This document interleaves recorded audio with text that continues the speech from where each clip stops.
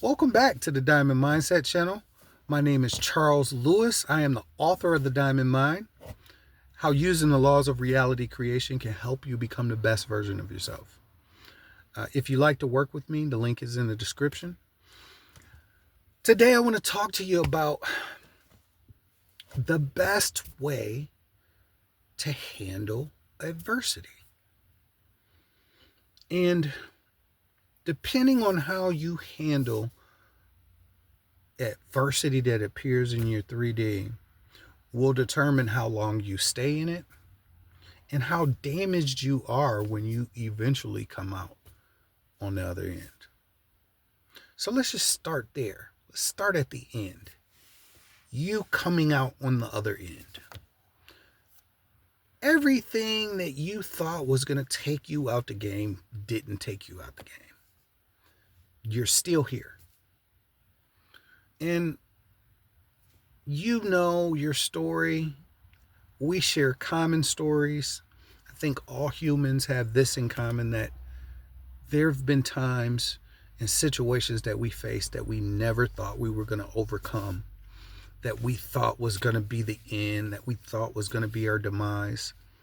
And in my personal situations, 90% of those things that I was worried about never even happened. And if they did happen, it wasn't as worse as I thought it was going to be.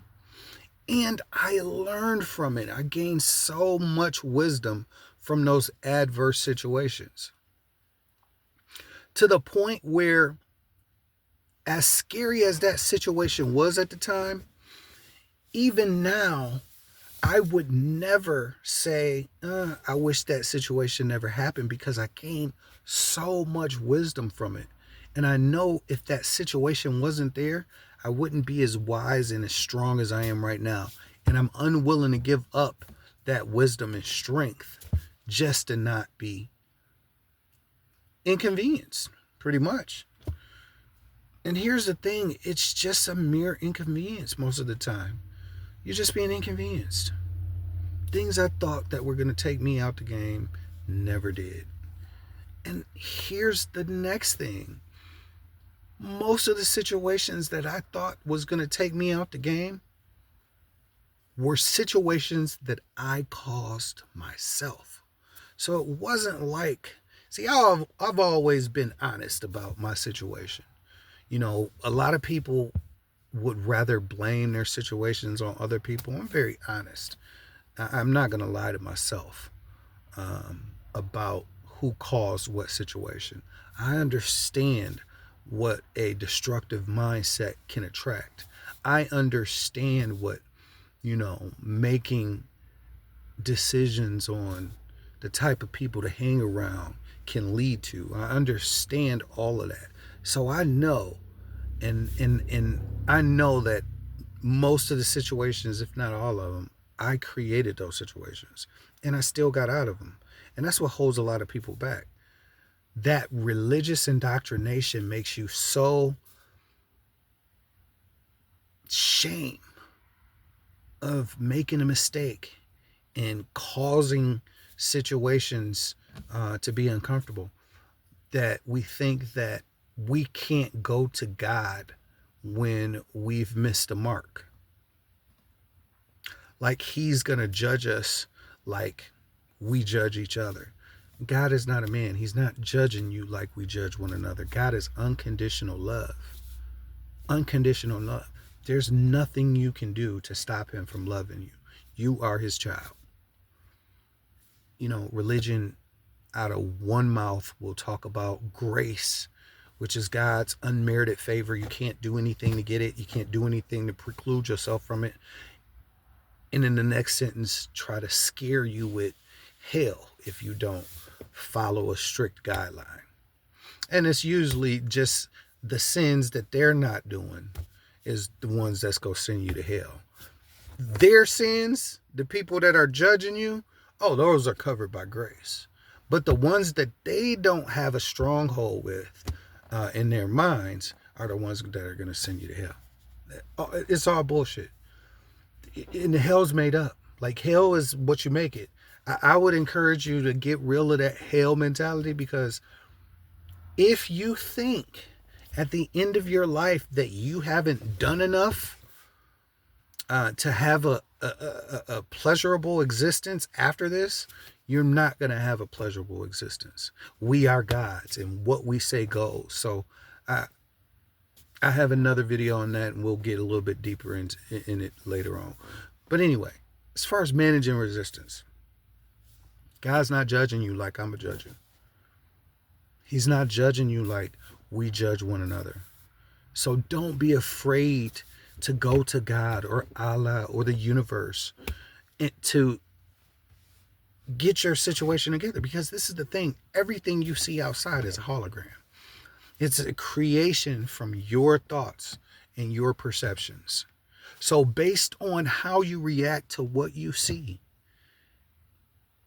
will determine how long it's going to hang around and how damaged you are on the other end. So let me get back to what I wanted to show you, which is the best way to manage this resistance. David in the Bible was a man after God's own heart. And he gives us a lot of different examples. We see, where he's made mistakes. We've seen what he did right. We see why he was actually one of God's favorites, per se. But David had a lot of adversity. They say, when God doesn't, give you a crown, he gives you a giant. And then you have to earn the crown. You have to fight the good fight of faith in order to earn your crown. And David did that. But in Psalm 77, verse 1, he said, I cried out to God for help. And this is so analogous to how we manage resistance. The first time we see it, we cry to God for help. Like, Lord, save me. Lord, please help me in this situation. And then we go into the begging and in the deal making. And I've got a video on prayer telling you how to pray effectively. Begging is not the way. He is not moved by your impassioned pleas. He's not moved by your tears. He's moved by your faith. So back to Psalm 77, verse 1, he cries out. Verse 1 through 8, he's going through it. Lord, Lord, Lord, Lord, Lord, Lord. Same thing we do. Verse 9, he said, has God forgotten to be merciful? Has he in his anger withheld his compassion? Has he in his anger withheld his compassion? See, God is unconditional love. And if you perceive having a God that will withhold his blessings from you because of you missing the mark with your behavior or your assumptions and stuff like that, then that's going to be your reality.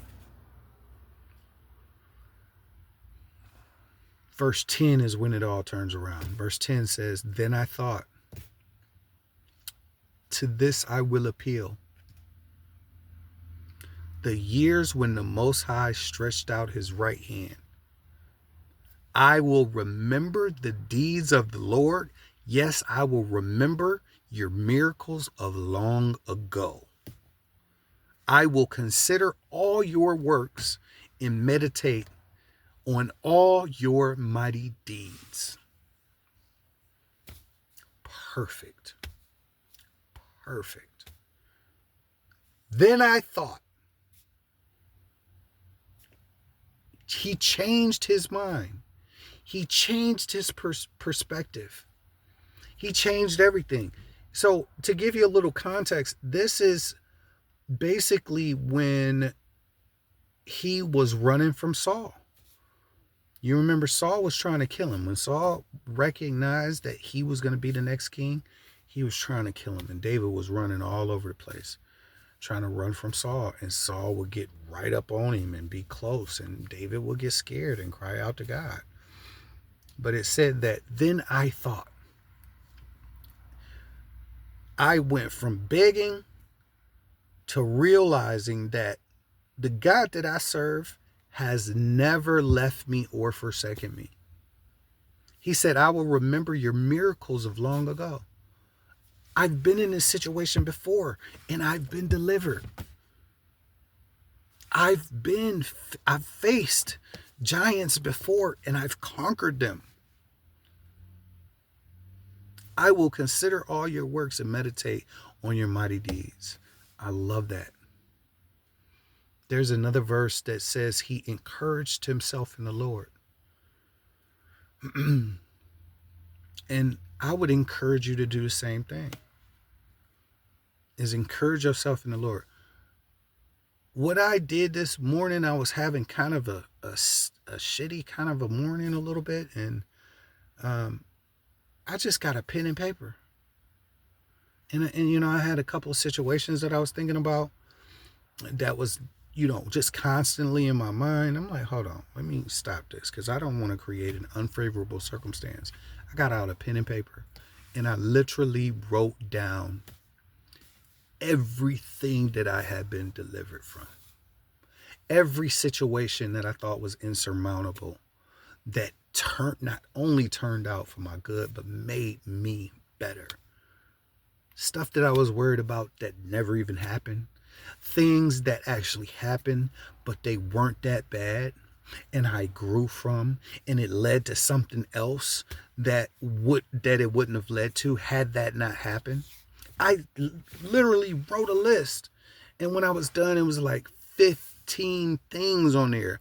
Major breakthroughs in my life. Major moments where the God in me exceeded my expectations. And when I went back and looked over those situations, I can remember the exact moment that it started to change. And it started to change when I changed my mind.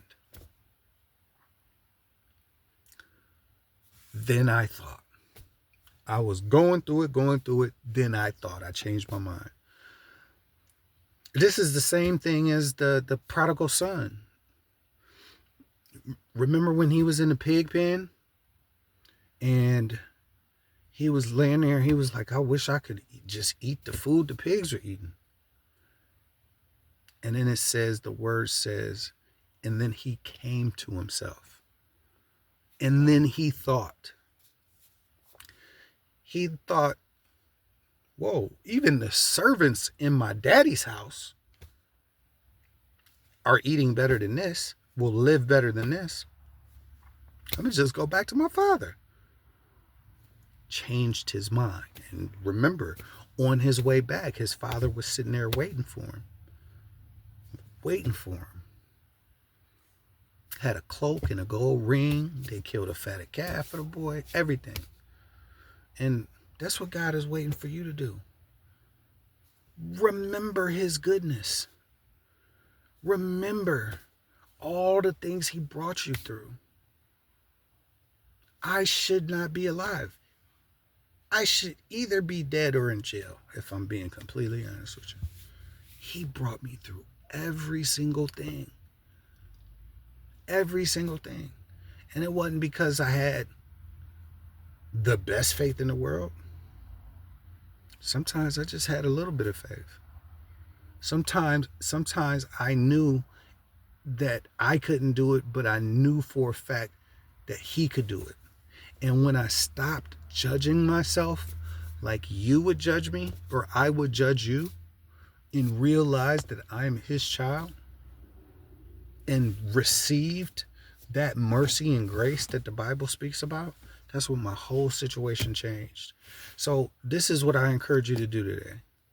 If you have a situation that you're going through that you feel as though is insurmountable, there's no way you think you can make it through it, or things will never be the same, I want you to get a pen and paper out, and I want you to write down everything that you were concerned about that never even happened, or the Lord brought you through and gave you the grace to handle. I also want you to write down the lessons you learned from it. And I guarantee you that the wisdom that you learned from that failed relationship, the wisdom that you gained from your addictions, the wisdom that you gained from having anger issues, and these are the things that I'm mentioning. Those are the things that I went through. I have overcome everything. I have defeated every giant. The giant of addiction, the giant of lack and limitation, the giant of anger issues, the giant of mental health issues, the giant of physical health ailments. Everything. There is nothing that I was ever worried about that I have not overcome. But before I overcame it, I changed my mind. And there's nothing more powerful than a changed mind. To close, Isaiah 26:3 says, if you keep your mind stayed on me, I will keep you in perfect peace. Perfect peace. So when those situations happen, keep your mind on God. Then you think about all the things that you've been through. Think about all your past victories like David does. Think about the goodness of God instead of the height of the situation or the severity of what you're facing. Because it's all nothing. It's all smoke and mirrors. It's all smoke and mirrors. Everything that you see outside comes from inside. And a good way to just make that disappear and turn into what you want it to be is just by keeping your mind stayed on God. So get that pen and paper, write down all your victories, keep your mind stayed on God, and remember, the Bible is the instruction manual for reality creation. And the diamond mind is the instruction manual to the instruction manual. If you want to work with me one-on-one, click on the link in the description. Get your ebook of the Diamond Mind for more information like this. And I hope you have a blessed day. Bye-bye.